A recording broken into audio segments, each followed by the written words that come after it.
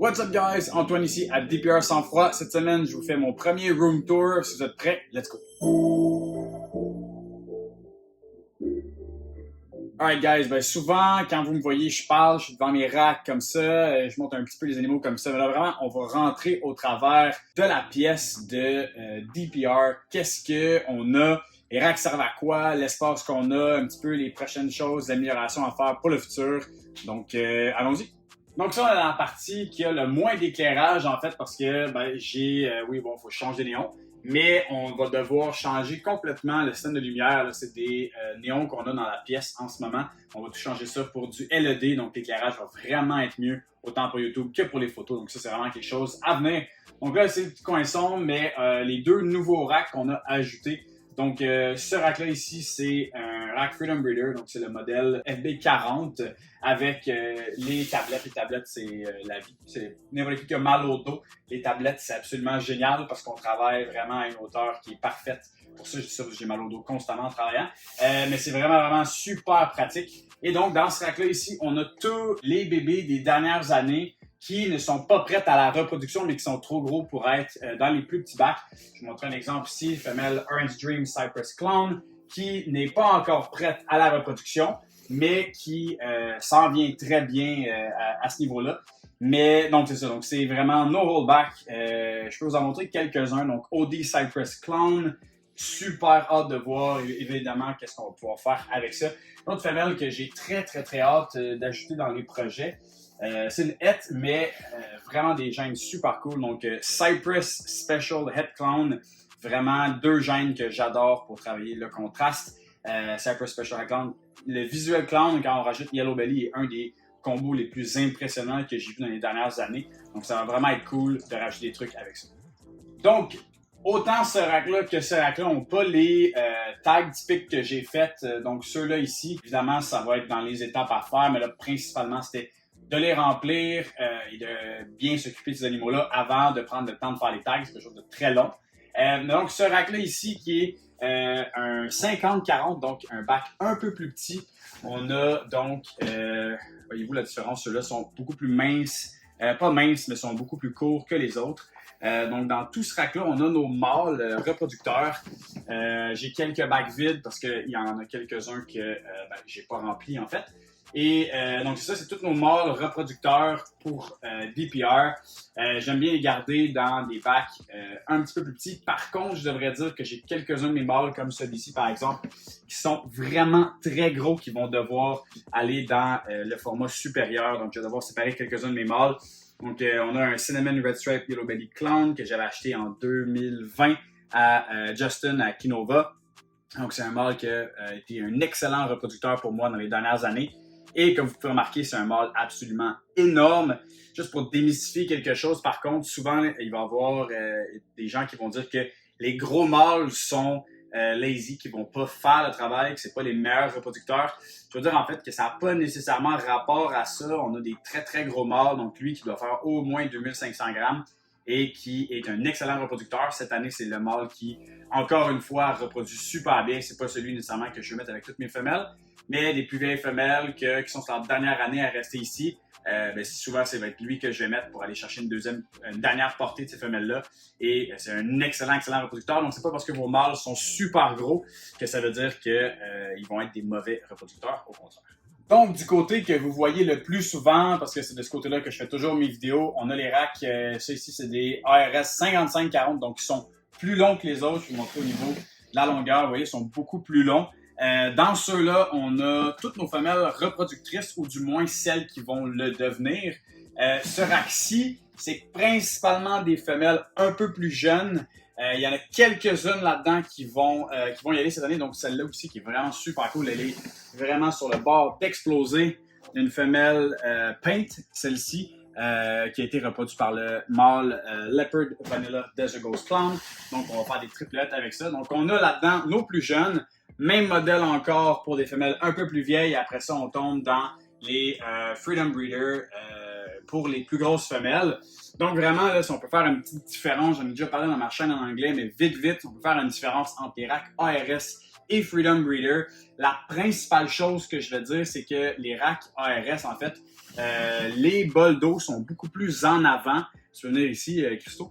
Les bols d'eau sont beaucoup plus en avant que ceux des Freedom Breeder. Les Freedom Breeder vont être un peu en arrière, ce qui va vraiment permettre plus aux serpents de pouvoir aller chercher la température fraîche à l'avant versus être plus souvent pris à l'arrière. Je vais te montrer cette femelle-là. En plus, c'est vraiment une super belle femelle, puis elle vient juste de muer.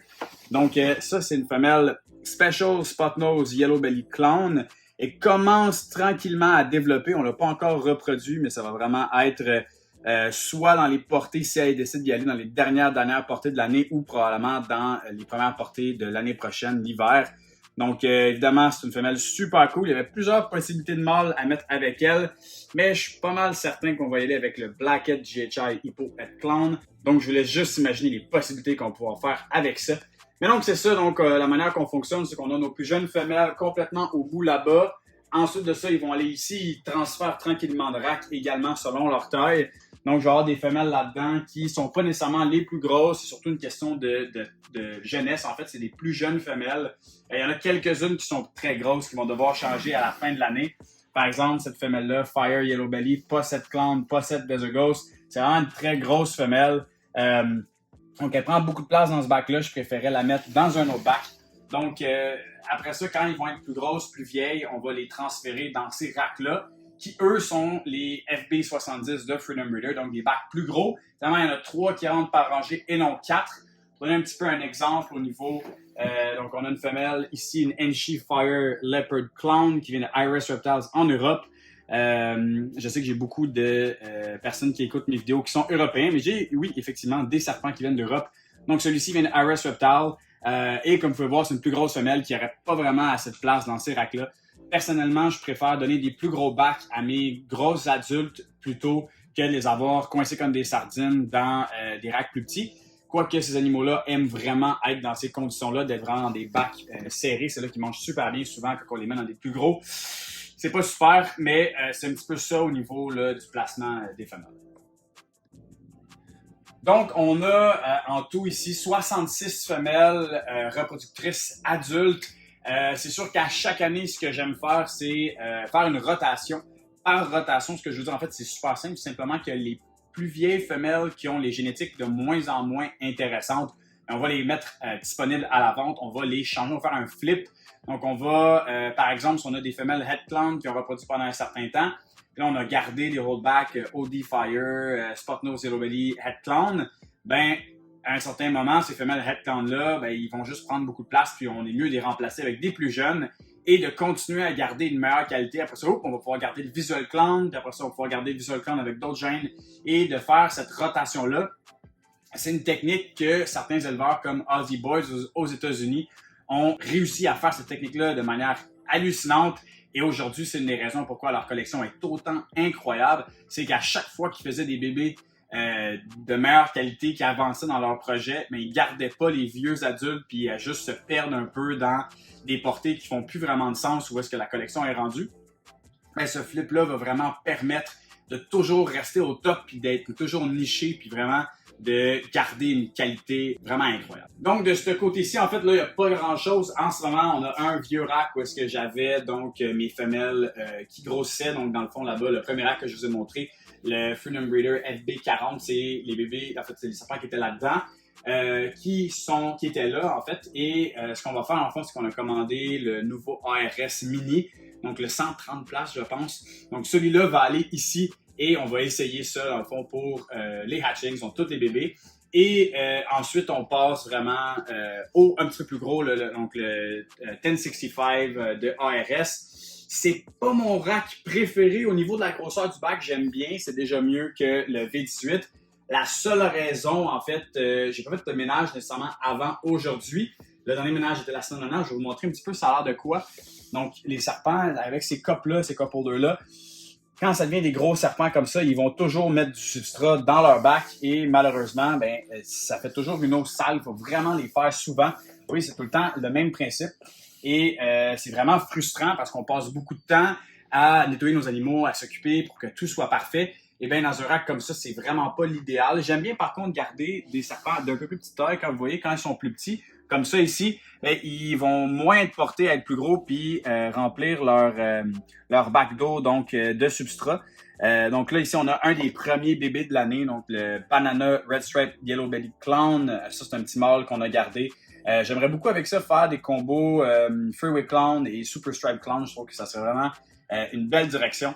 Donc, donc un bébé de cette année. La manière que je vais fonctionner, donc, soit les serpents à vendre un peu plus vieux, qui restent un peu plus longtemps avant d'être vendus, je vais les mettre dans ce rack-là, ou donc les bébés, les rollbacks, que je veux vraiment focusser, je veux vraiment tout les mettre dans ce rack-là. Et le deuxième rack ici, en fait, ça, c'est un vieux rack en PVC qu'on a depuis relativement longtemps. Et en ce moment, tous nos bébés sont dans ceux-là ici. On les commence tous donc donc dans les racks, en fait, les V15, les petits bacs comme ça. On met un petit cup d'eau avec un coco plus mince. Et donc, c'est à peu près ça que ça a l'air pour les nouveaux-nés. Mais évidemment, il faut toujours s'occuper à bien garder l'eau et bien passer souvent pour s'assurer que les bébés ont toujours de l'eau. C'est quelque chose qu'on va faire à peu près 2 fois semaine, surtout dans ce rack-là et ce rack-là. Simplement parce que les bébés bougent beaucoup, ils ont la grosseur pour rentrer dans le bol d'eau et le faire déborder, ce qui va faire que ça s'assèche beaucoup plus vite. Donc, c'est quelque chose qu'il faut vraiment garder en tête et faire assez souvent. Mais éventuellement, si j'aime beaucoup le rack le ARS Mini, probablement que lui, je vais le changer puis je vais rentrer un deuxième ARS Mini. Right, donc c'est à peu près ça au niveau de la répartition de la pièce, des projets, qu'est-ce qui s'en vient avec les racks. On est presque complet dans cette pièce-ci. Honnêtement, je ne rentrerai pas de grand-chose. Au niveau de l'espace, évidemment, mais c'est sûr que c'est quand même une plus grande pièce, mais c'est pas une pièce gigantesque. Éventuellement, quand je vais bouger la prochaine pièce qui va venir dans quelques années, c'est sûr qu'on va aller plus gros à ce moment-là. Ça va être super cool parce qu'on va tout pouvoir documenter le transfert et la location d'un nouveau local. Ça va super être intéressant.